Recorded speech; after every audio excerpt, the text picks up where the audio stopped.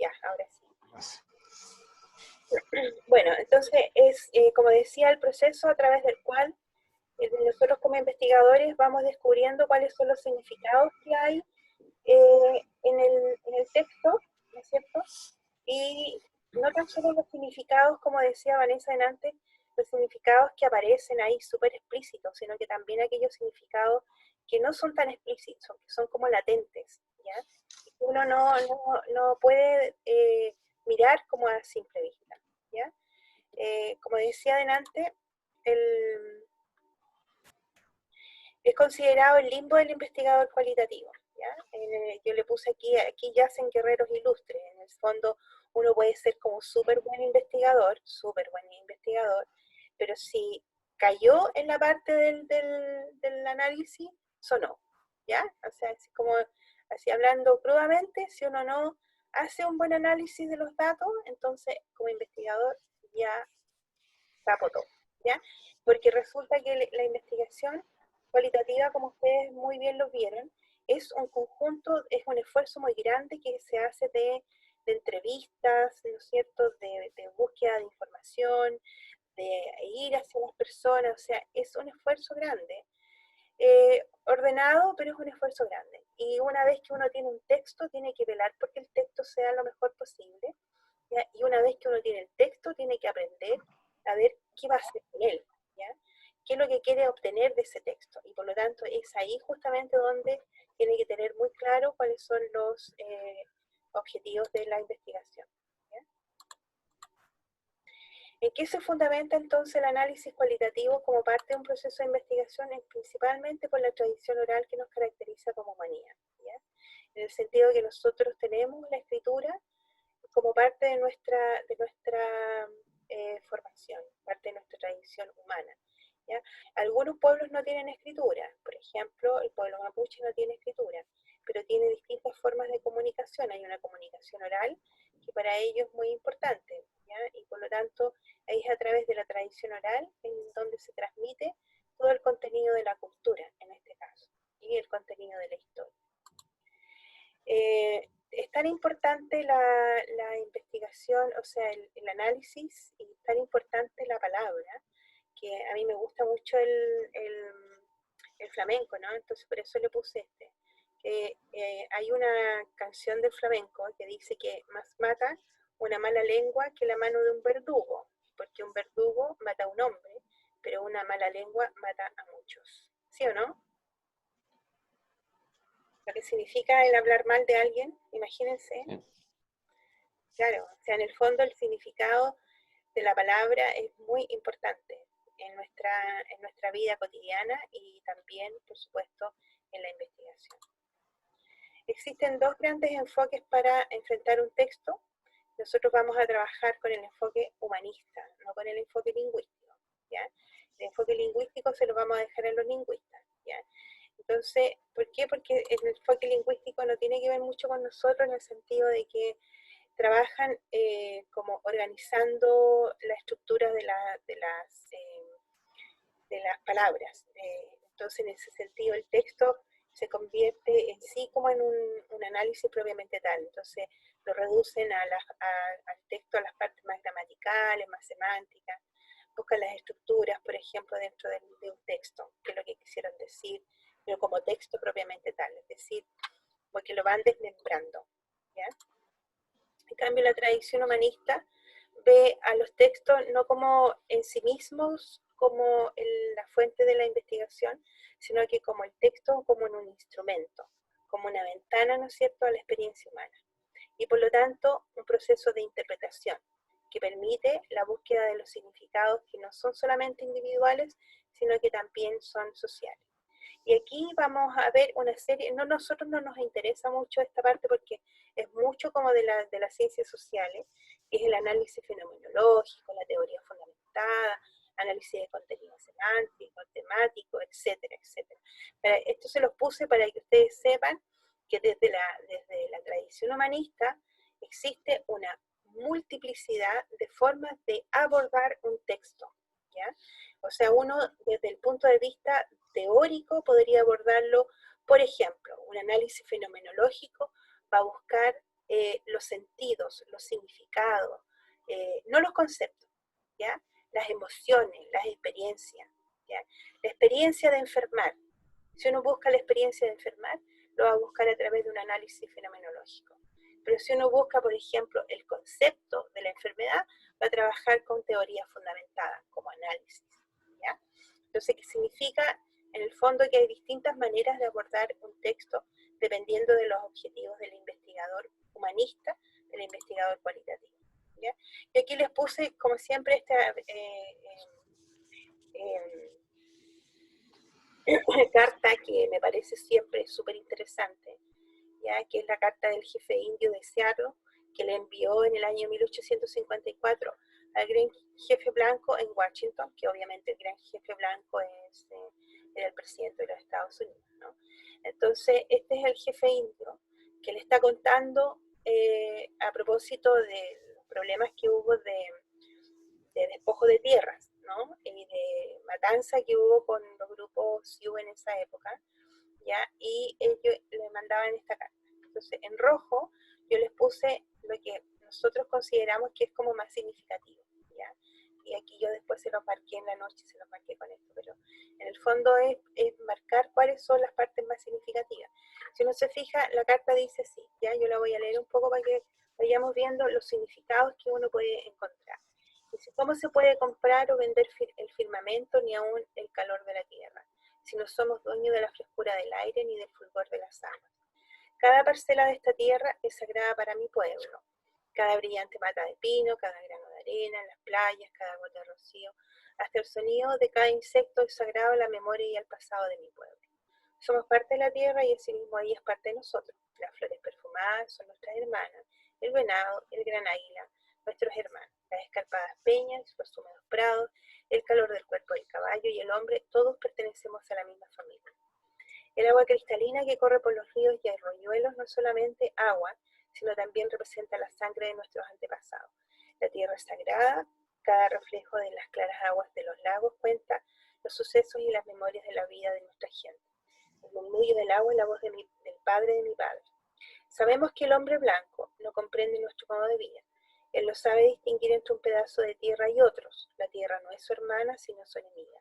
Y una vez conquistada sigue su camino dejando atrás la tumba de sus padres. No sé, pero nuestro modo de vida es diferente al de ustedes. Pero quizás sea porque el piel roja es un salvaje y no comprende nada. Esto sabemos, la tierra no pertenece al hombre, el hombre pertenece a la tierra. Todo va enlazado como la sangre que une a una familia. Todo lo que ocurre en la tierra le ocurrirá a los hijos de la tierra. El hombre no tejió la trama de la vida, él es solo el hilo. Lo que hace con la trama se lo hace a sí mismo. ¿Qué les parece?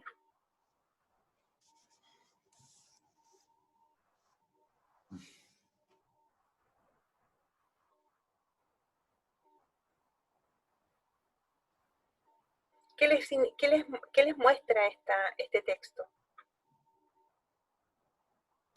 Que existen dos formas, bueno, por lo menos en ese contexto de 1854, y parece que todavía sigue, que existen dos formas de ver la relación entre humano-tierra y más que eso es como la visión de vida que tienen las dos culturas, si se podría decir. Claro.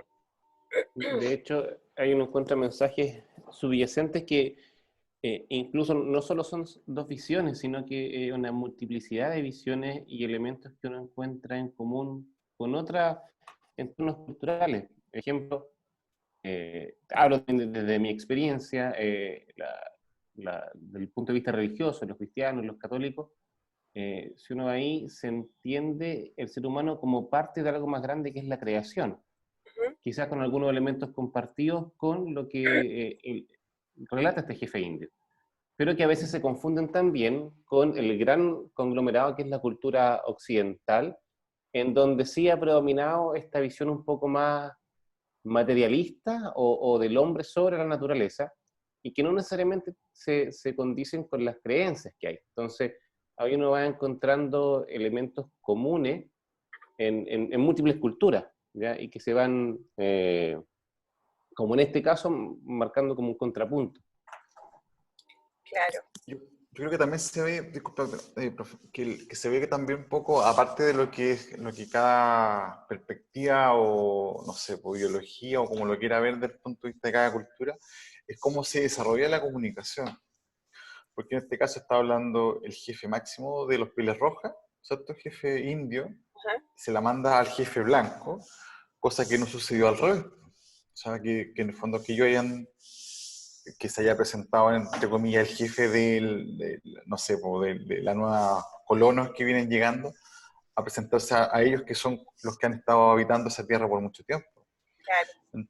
Ahí también es interesante un poco conocer en el fondo de cómo está el tema de la dominancia o el tema del poder inmerso en esto y de cómo en el fondo se ve que son subyugados este grupo, ¿no es cierto?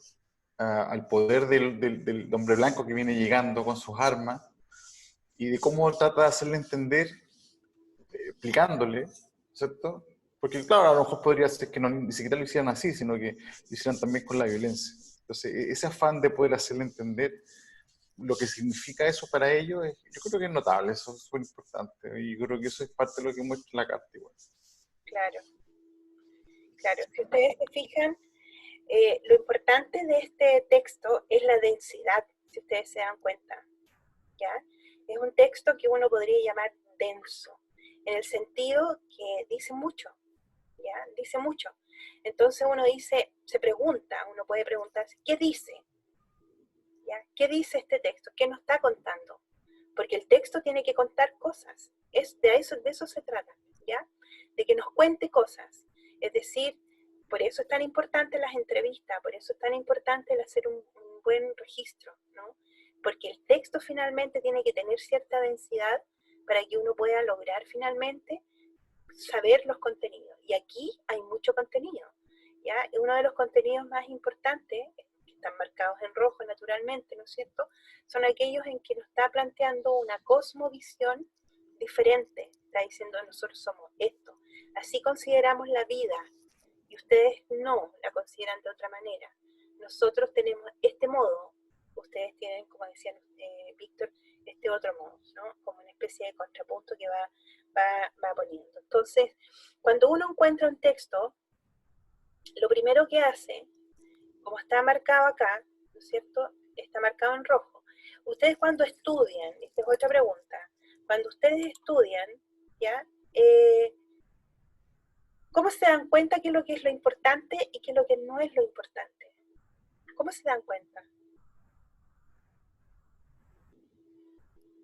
Por los títulos habitualmente. Título, y adentro del título, cuando tienes el texto. Unos contenidos que El concepto, sacamos el concepto. El concepto, ¿cierto? Y se destaca, ¿no? Claro. Claro, nosotros lo que hacemos habitualmente entonces es leer, ¿ya? Leer y empezamos a destacar aquello que nosotros consideramos importante. Y lo consideramos importante porque tiene un título, como decía Víctor. Tiene un título, claro, pero ese título, en el fondo, cuando corresponde a un texto de otro tipo, de otra naturaleza, en investigación corresponde a nuestro objetivo, ¿ya? En el fondo, un objetivo está guiando el contenido que nosotros tenemos que buscar, ¿ya? ¿Qué es lo que nos está contando el texto? Y hacemos exactamente lo mismo.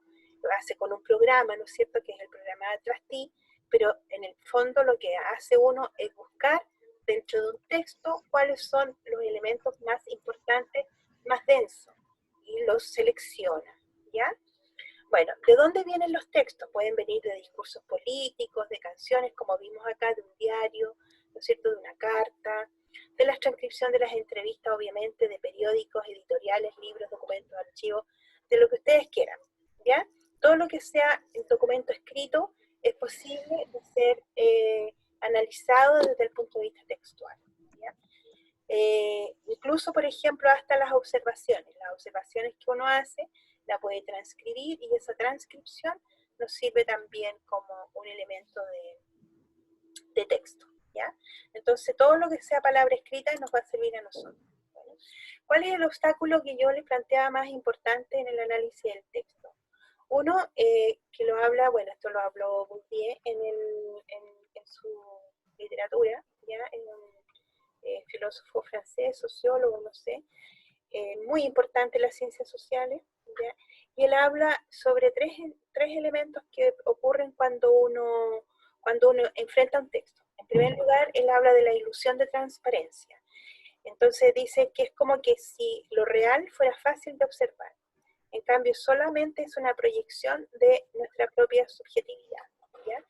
Que en el fondo es pensar que la gente, pensar que lo que está ahí, ¿ya? Es real, ¿ya? Que lo que, por ejemplo, si nosotros pensamos en el texto que acabamos de ver, como si lo que ocurre, lo que dice, fuera fácil de entender.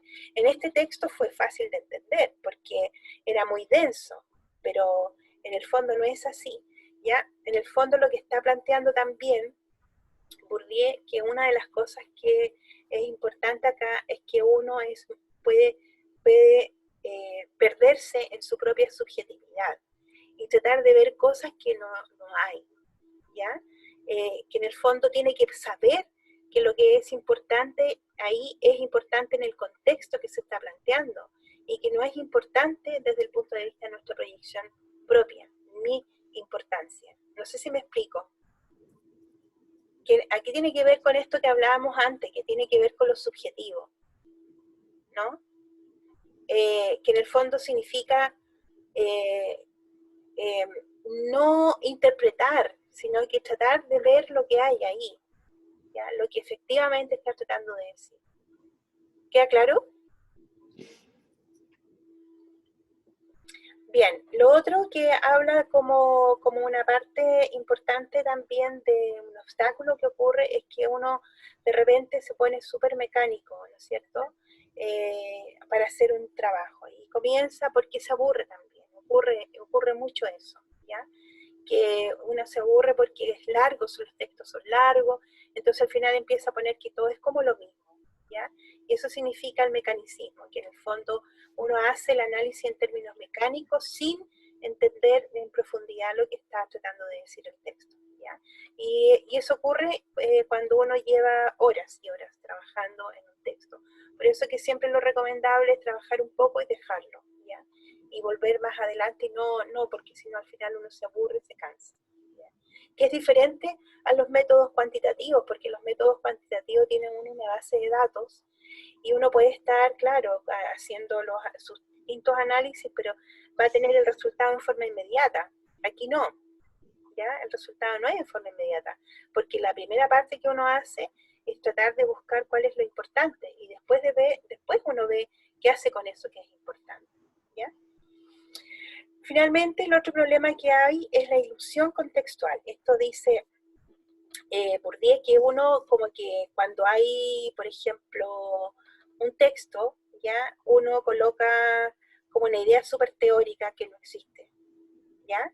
Es cuando uno como que se engrupe en el fondo, eso es como la idea, ¿ya? Como que uno se engrupe con el texto, como que la gente trató de decir así, ¡ay! Tremendas cosas que dijo, y la verdad es que no dijo muchas cosas, simplemente fue algo que a nosotros se nos ocurrió que vimos en la literatura y por eso nos engolosinamos y le pusimos un elemento teórico a cosas que efectivamente la gente no tenía la proyección de decirlo, ¿ya? Suele suceder, ¿ya? Que la gente no se reconozca en el texto, y es importante que las personas que participan en una entrevista, en una investigación cualitativa, se reconozcan en los resultados, ¿ya? Y digan, efectivamente yo dije eso, y no sea tan alejada la teoría de la realidad, que suele ocurrir. Entonces, algunas alternativas para evitar esto va a ser siempre tratar de mantener una correspondencia entre el texto y el contexto, ¿ya? De buscar estructuras naturales que sean emergentes. Con eso me refiero a que uno tiene que buscar, ¿cómo se llama esto? Lo que aparece como naturalmente, eso se llama emergencia, ¿ya? Lo que parece naturalmente importante. Y uno no sabe, la cabeza lo sabe, ¿ya? Porque está unida a un sistema de objetivos. O sea, uno va enfrentando un texto con algún objetivo, encontrar algo, ¿ya? Y eso significa, ¿no es cierto?, que uno tiene que establecer primero sus objetivos y luego, como dice ahí la última parte, el último punto, establecer un sistema de referencia. ¿A qué se refiere? A cuando uno tiene, por ejemplo, sistema de referencia significa que uno coloca los contenidos, los temas y dónde están, en qué página, en qué línea, ¿ya? Si uno esto lo hace a mano es una lata, no se los recomiendo, ¿ya? Pero tienen que tratar de hacerlo con un programa, ojalá con un programa de texto. En este caso nosotros usamos el Atlas T, hay varios, pero el Atlas T es uno de los más, yo diría que bonito, simple, fácil de manejar, ¿ya? No va a ser la pega por ustedes, pero sí al menos va a facilitar mucho el contenido, en vez de estar escribiendo línea por línea, 1, 2, 3, 4, 5 hasta la línea 30 abajo, eso viene por defecto, ¿ya? Es mucho más fácil. En vez de andar dividiendo la pantallita en dos, que uno tiene que dividir en dos el papelito, no, ahí uno lo puede dividir en dos rápidamente. Voy a decirles por qué en dos más adelante. ¿Vamos bien hasta ahora? Sí. Perfecto. Hay dos formas básicas entonces de abordar el análisis del texto, ¿ya? Vamos a ver cuáles son. Uno, como dijimos adelante, uno si quiere buscar significados y vivencia, en el fondo una manera súper interpretativa, ¿ya?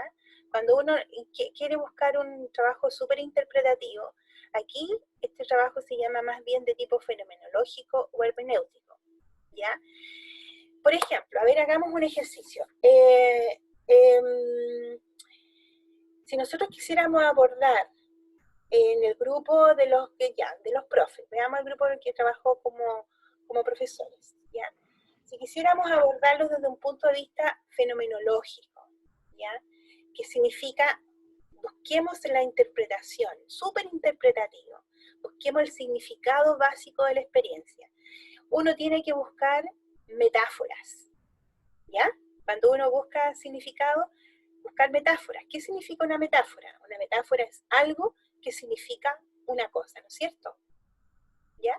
Entonces, si uno quisiera, o símbolos también ocurre, ¿ya? Uno puede decir significados, como símbolos, como metáforas.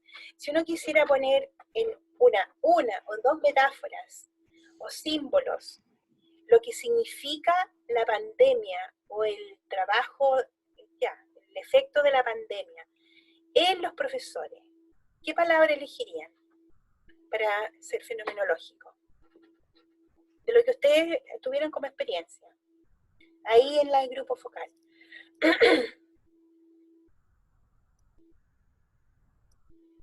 Caos podría ser. Caos. Muy bien, perfecto.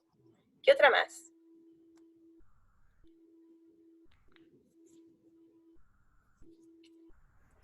¿Qué metáfora o qué símbolo apareció más dentro de ese grupo?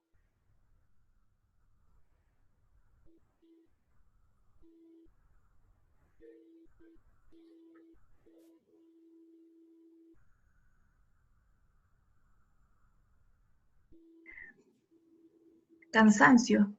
Cansancio, ¿ya? Entonces, por ejemplo, uno cuando hace un análisis fenomenológico o hermenéutico, que significa interpretar, uno coloca, por ejemplo, ¿cuáles son los tres principales símbolos que representan la pandemia? Caos, cansancio, encierro. ¿Se fijan? Y uno comienza a interpretar entonces qué significa, de acuerdo a lo que la gente dice, ¿no es cierto? ¿Qué significa caos? ¿Qué significa cansancio? ¿Qué significa encierro? ¿Ya? Entonces esa es una manera de abordar un texto, ¿ya? Pero también está otra manera de abordarlo, que podría ser el siguiente, ¿no es cierto? Que corresponde a construir una teoría a partir de los datos. ¿Qué significa? Primero que uno tiene que describir y luego articular. Ese es un tipo de análisis que se llama de contenido y está basado en la teoría fundamentada, en general, ¿ya? Entonces, ¿cómo creen ustedes que cambiaría desde la perspectiva, desde una vivencia, desde un símbolo, desde una metáfora, hacia la construcción de una teoría a partir de datos, que pueden llamarse también códigos? ¿Cómo lo cambiarían ustedes? Para que vean las perspectivas distintas que hay para abordar un texto. Por todo el internet. ¿Cómo? ¿Por qué? ¿Y qué, Ahí, ay, no escucho.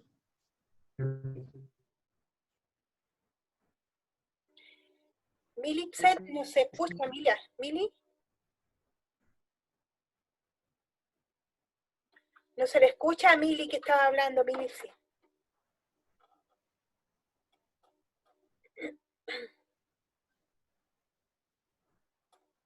No, no se escuchó. Camilo, ¿tú ibas a decir algo? Sí, no sé si lo alcanzo a comprender bien, pero la teoría fundamentada, en ese caso habría que escribir en relación a los mismos datos, ¿cierto? Sí. Entonces, si vemos el cansancio, dada como esta teoría fundamentada sería, no sé, relato o vivencias en sí a, no sé, pues, muchas horas relacionadas a trabajo de computador, ¿o no? O Claro, estar como mucho tiempo, que alguien haya dicho que esa persona estuvo mucho tiempo, no sé, en capacitaciones, las capacitaciones eran muy largas, eh, cosas así, o que no recibieron capacitaciones y ellos se tuvieron que capacitar de forma como independiente, lo que le llevó muchas horas de trabajo y eso produce ese cansancio. claro, claro. Aquí ¿Sí? sí, es muy distinta la apreciación, porque por ejemplo, en el caso en este mismo caso de la teoría fundamentada, la idea, por ejemplo, no es develar la vivencia ni las interpretaciones que cada uno tiene de ustedes sobre la pandemia, ¿ya? Aquí la idea es elaborar una teoría sobre cómo se trabaja o cómo estuvieron ustedes trabajando durante la pandemia. Entonces uno aquí parte totalmente distinto. Uno dice, por ejemplo, a ver, supongamos en la época de pandemia, para los profesores que trabajan en la universidad, hay dos elementos que son importantes. Uno, qué sé yo, uno es el elemento de la capacitación en las personas, que genera finalmente un aumento de las horas de trabajo, bla, bla, bla, bla. Articulación con la realidad familiar, etcétera. ¿Se fijan? Que es como distinto, es como ponerlo en tercera persona. No sé si me explico. ¿Ya? Es como tratar de teorizar sobre lo que ustedes vieron y sintieron en ese grupo. Es distinto, ¿ya? Si ustedes se fijan en el acercamiento. ¿Ya? Nosotros podríamos decir, por ejemplo, del texto tal vez anterior, del jefe indio, podríamos decir alguna metáfora como desesperanza, como, qué sé yo, conexión. Y eso es una metáfora, ¿no es cierto? Pero también podríamos decir, como ustedes dijeron perfectamente, aquí vemos una presencia de una cosmovisión antagónica a la cosmovisión blanca. ¿Se fijan la diferencia? ¿Me explico, no? Sí. Ya, bien. Esa es la gran diferencia entre cómo se puede abordar un texto y otro. Ahora, cuando uno encuentra, por ejemplo, discrepancias sobre los significados de lo que uno quiere, siempre tiene que tratar de volver a los participantes. Por eso que es muy bueno el tener una excelente relación con los informantes con los que uno trabaja o con los grupos con los que uno trabaja. Dejar siempre como la puerta abierta en algún sentido, solo para esto.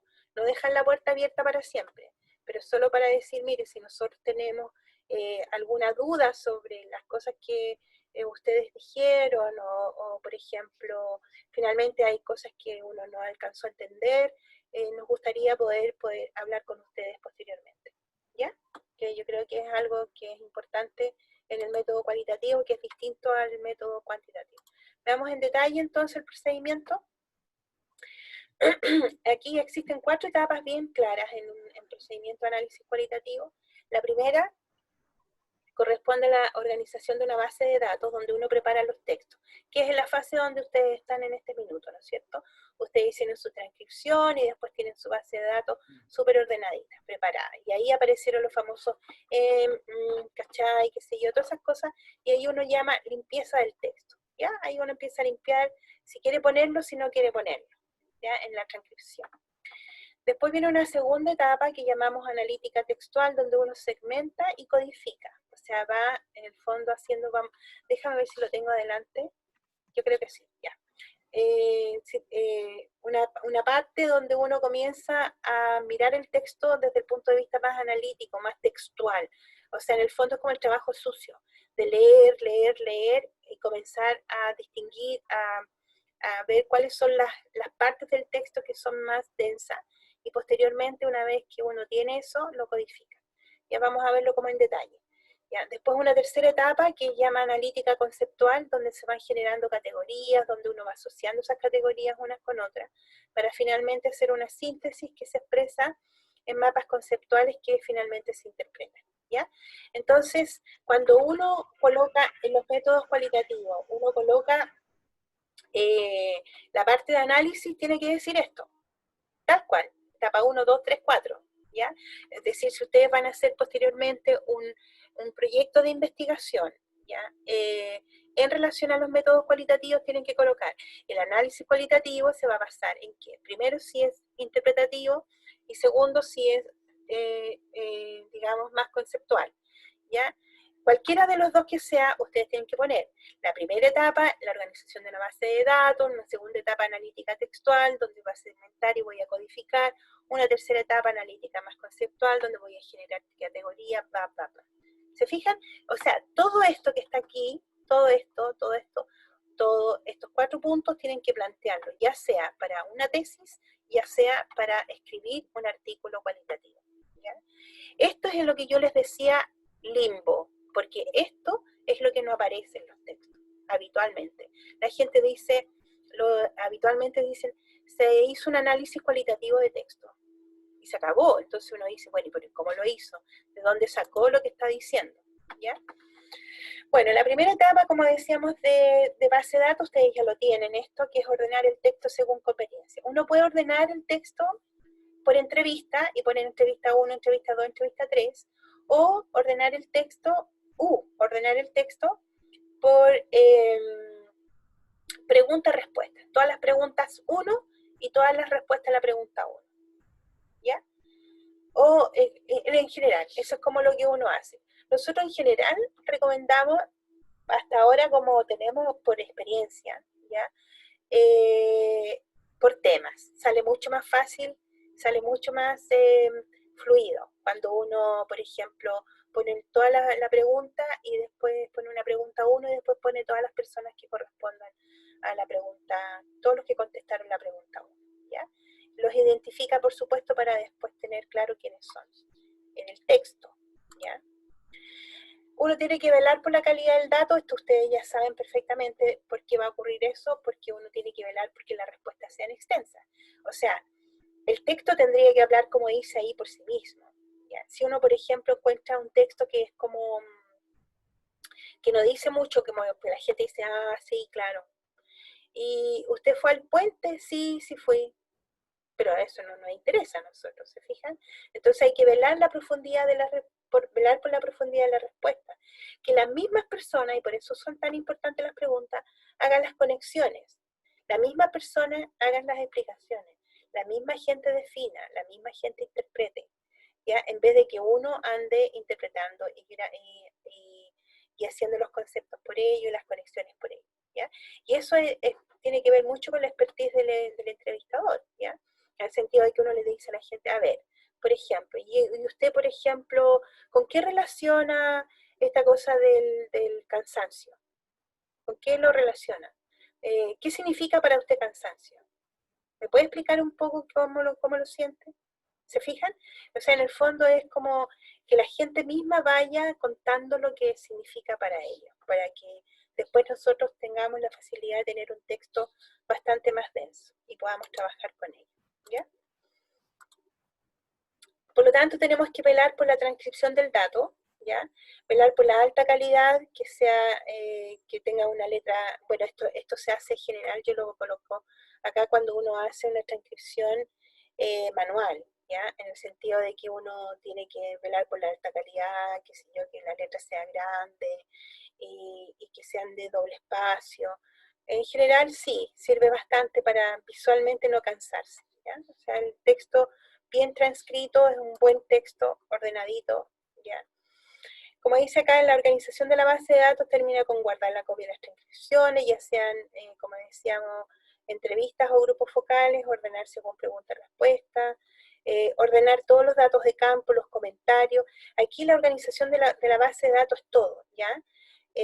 Todo lo que uno tenga como dato, ¿ya? De lo que va obteniendo, todo lo que uno anotó, tiene que formar parte de nuestra base de datos. En este caso organizamos por pregunta y respuesta, que significa ser líder, ¿ya? Y dice acá, por ejemplo, ¿se fijan ustedes que aquí está la numeración que decíamos para que hagamos la posterior identificación de dónde vienen? La numeración de las líneas va en el lado izquierdo, ¿ya? Y dice, y el texto se divide en dos partes. Cuando uno ya está haciendo el análisis, se divide en dos partes grandes, ¿ya? Esto lo da, el atractivo lo da enseguida, ¿ya? Que significa el tener una página, una partecita, una columna en blanco, y la otra columna donde aparece el texto propiamente tal, con sus respectivas líneas, porque uno va leyendo acá, después va marcando, ¿ya? A ver, dice, en esta palabra, ¿qué significa ser líder? A ver, en general ser líder significa que uno está a cargo de un grupo, entonces uno dice, ser líder significa que uno está a cargo de un grupo, ¿ya? Por lo tanto, chuta, se me fue, bueno, no importa. Significa que uno en el fondo va inmediatamente leyendo el texto, ¿ya? Lo va simplemente leyendo, lo va organizando, esa es la primera parte. La segunda parte dijimos que se llamaba analítica textual, ¿ya? Y esta parte analítica textual significa segmentar el texto en unidades más pequeñas, ¿ya?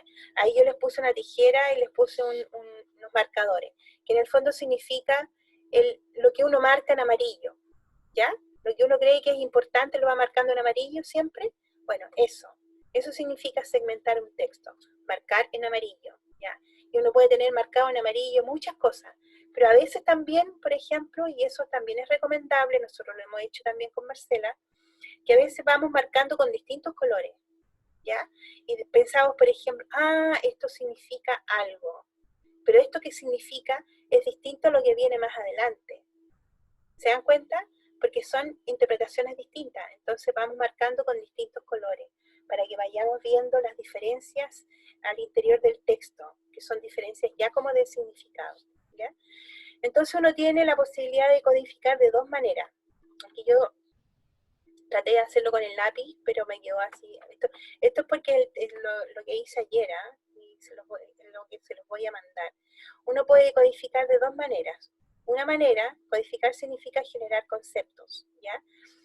Uno puede codificar generando conceptos propiamente tal y ponerle el concepto cansancio, ¿ya?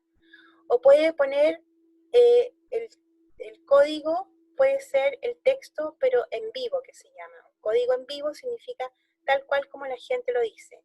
Entonces la gente puede decir, ya, mire, supongamos codificar como concepto, vamos a poner agotamiento, ¿ya? Ese es un concepto, agotamiento, estoy agotada, agotamiento. Pero también uno puede decir un código en vivo cuando la gente puede decir, estoy chata. ¿Ya? ¿Me explico, no? Entonces uno puede colocar lo que dice la gente, estoy chata con los cabros chicos, estoy hasta la tusa, ya, punto, eso lo dice uno, ¿ya? Pero ese es un código en vivo, lo coloca tal cual, o lo coloca agotamiento, aburrimiento, ¿ya?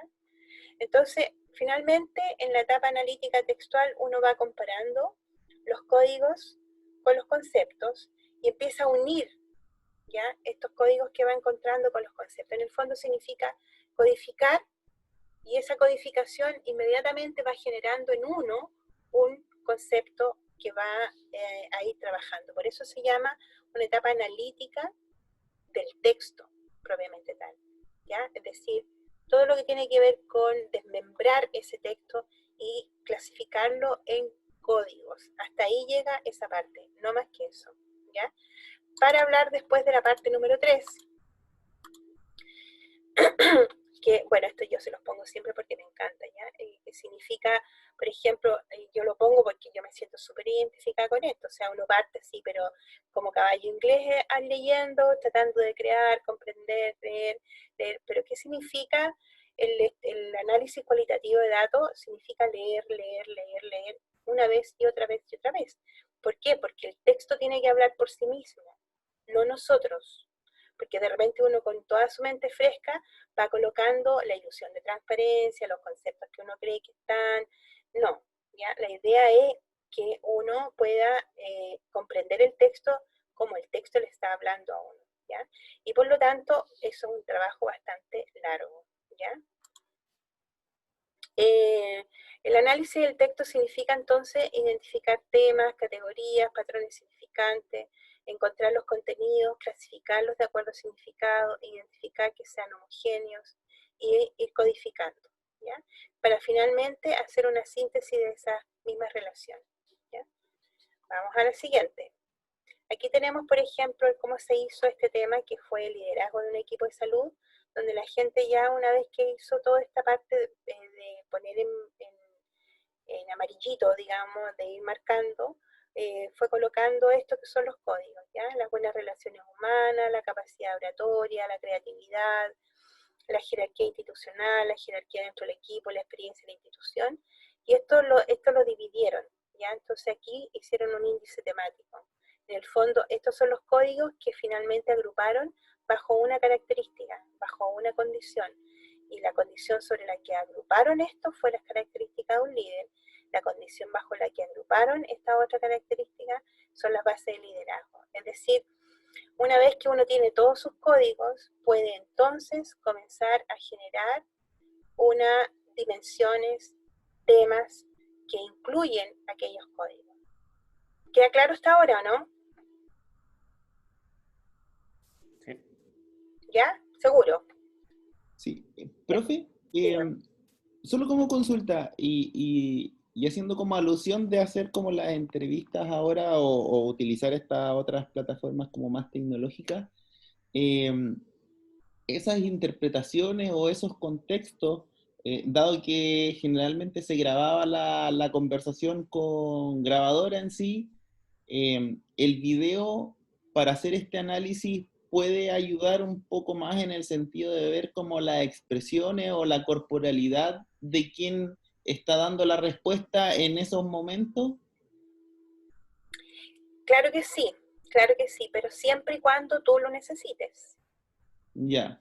Es decir, uno lo puede hacer si es que, por ejemplo, sirve para interpretar, ¿ya? Si el tema es, por ejemplo, estamos tomando un tema en que uno ve que hay tristeza, ve que es complicado para la gente hablar de esto, ¿ya? Entonces uno tiene que anotar eso, ¿ya? Lo anota y es parte entonces de la construcción de tu investigación, ¿ya?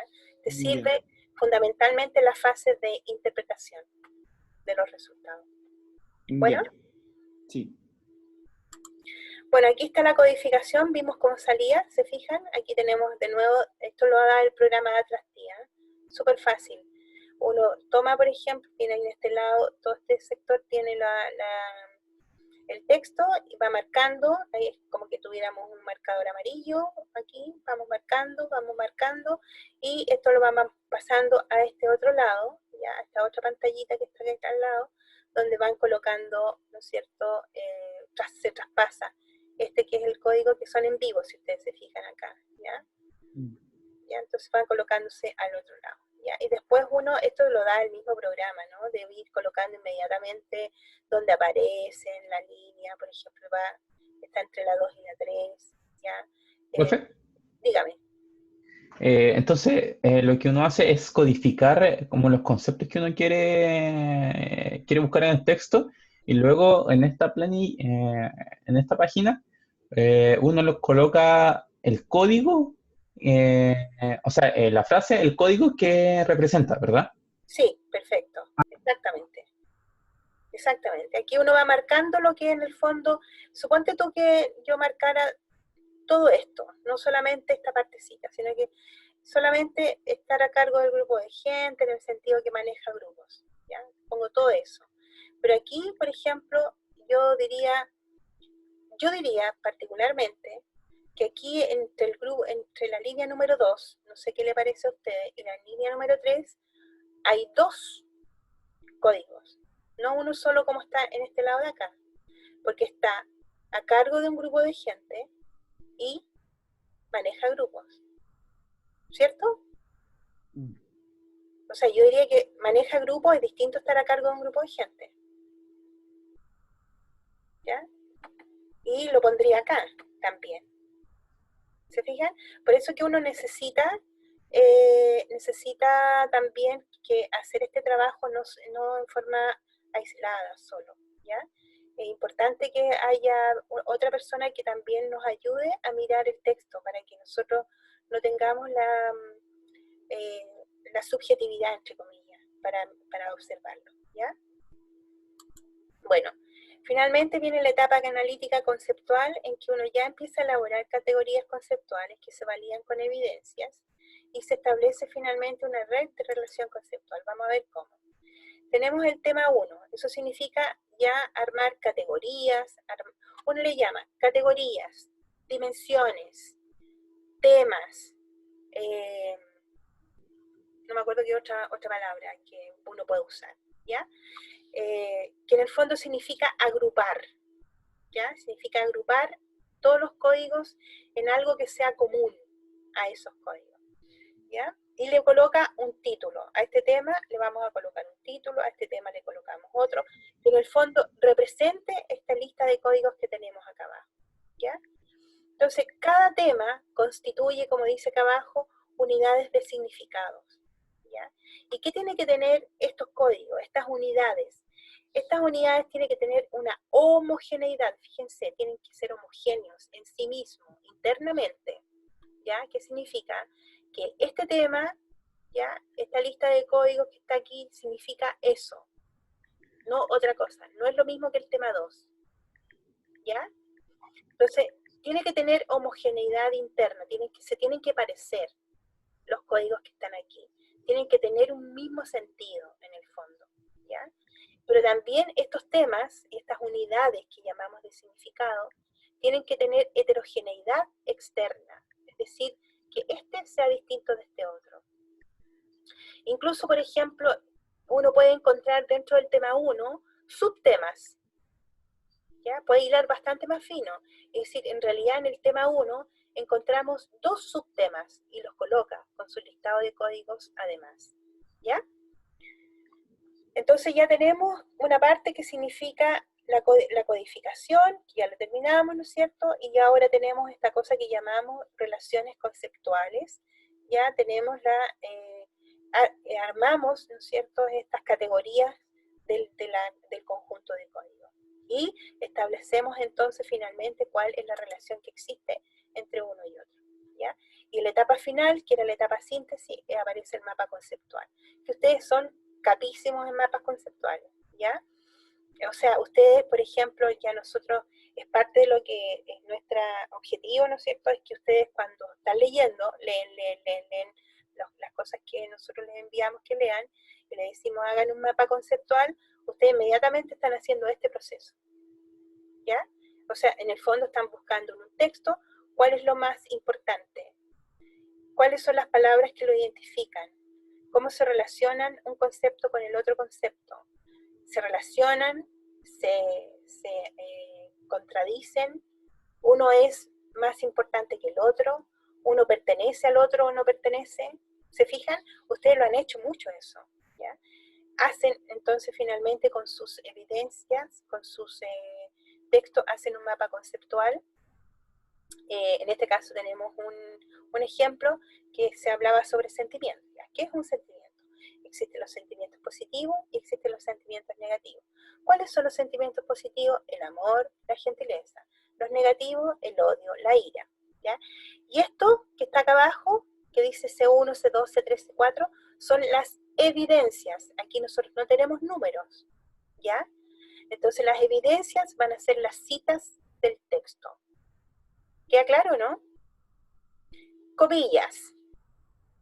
Estoy chata de estar todo el día sentada en el escritorio. Cierre comillas. Paréntesis. Yo diciendo esto. No, pero es un chiste, pero es así, ¿ya? Entonces, en el fondo, es como poner en la evidencia significa la palabra que ustedes seleccionaron, de dónde provino ese código que ustedes están colocando ahí, ¿ya? Son las citas textuales de los participantes, a eso me refiero. ¿Ya? Entonces aquí, por ejemplo, hicimos uno anterior que era sobre el amor, y aquí hay otro que tiene que ver con las relaciones, síntesis de relaciones en relación al liderazgo, que también lo vimos, ¿no es cierto? Donde hay generadores de liderazgo, donde hay toma de decisiones. Los generadores de liderazgo es la capacidad oratoria de la gente y el conocimiento en gestión. También está la toma de decisiones. La toma de decisiones tiene que ver con la capacidad de mando y la jerarquía de la institución, ¿ya? Pero no necesariamente la capacidad de mando tiene que ver con la jerarquía, ¿ya? Aunque se relacionan, pero por ejemplo la jerarquía de la institución no significa que la persona que tiene jerarquía en la institución tenga conocimiento sobre gestión. Les suena parecido, ¿no es cierto? Nosotros lo vivimos eso a diario, no solamente los que tienen jerarquía en la institución saben. Ya no están ahí porque saben, no, ya, como yo no hice mucho.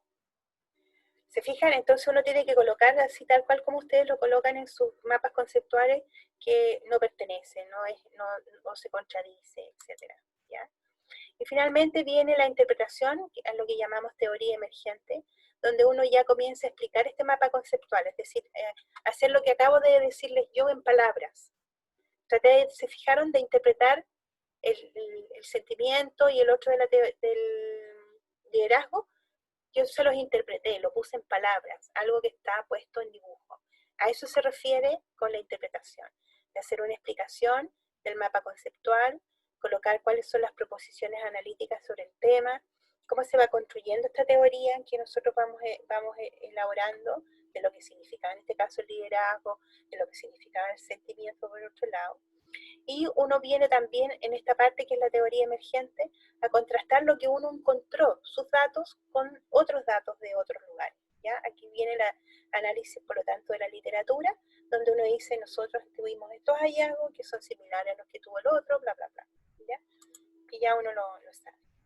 Bueno, la interpretación implica explicar causas, ¿no es cierto?, asociaciones, ofrecer algún grado de explicación, construir nexos entre los conceptos, tratar de imponer un orden lógico, plantear regularidades, esto se da más seguro, aquí se da más, la gente dijo más cosas, excepto algunas personas que pensaban lo contrario, identificar excepciones, ¿ya? Finalmente, estamos terminando. ¿Qué requiere el análisis de texto? Paciencia, ser riguroso, ordenadita, muy ordenadito, ¿ya? Ser ético, en el sentido de no chamullar, ¿ya? De ser sensible a lo que ahí va apareciendo, tener sensibilidad teórica, y naturalmente el tener apoyo de alguien que nos pueda ayudar y tener un buen programa de textos, se los digo, o sea, de partida ojalá puedan tener el Atractiv, que es lo mejor que pueda haber por ahora. ¿Ya? Terminamos. Voy a dejar de compartir pantalla. Eso es. ¿Alguna pregunta? Es harto, ¿ah? O sea, yo no espero de verdad que lo aprendan todo ahora así, como que ya, así, no. Sino que en el fondo es para tener una idea global de cómo se hace, ¿ya? Si necesitan, por supuesto, ayuda para hacerlo más adelante, estamos totalmente dispuestas con Marcela a ayudarles a, por ejemplo, hacer el análisis del texto que tienen que hacer ahora. Es decir, esto no era gratis, no, ustedes hicieron el grupo focal, ¿no es cierto?, para que ustedes ahora interpreten y hagan este análisis que yo acabo de hacerlo, de explicárselo, lo hagan ustedes en su narrativa, ¿ya? Entonces, si necesitan ayuda entre medio, ¿ya? Nos cuentan. ¿Dudas, preguntas?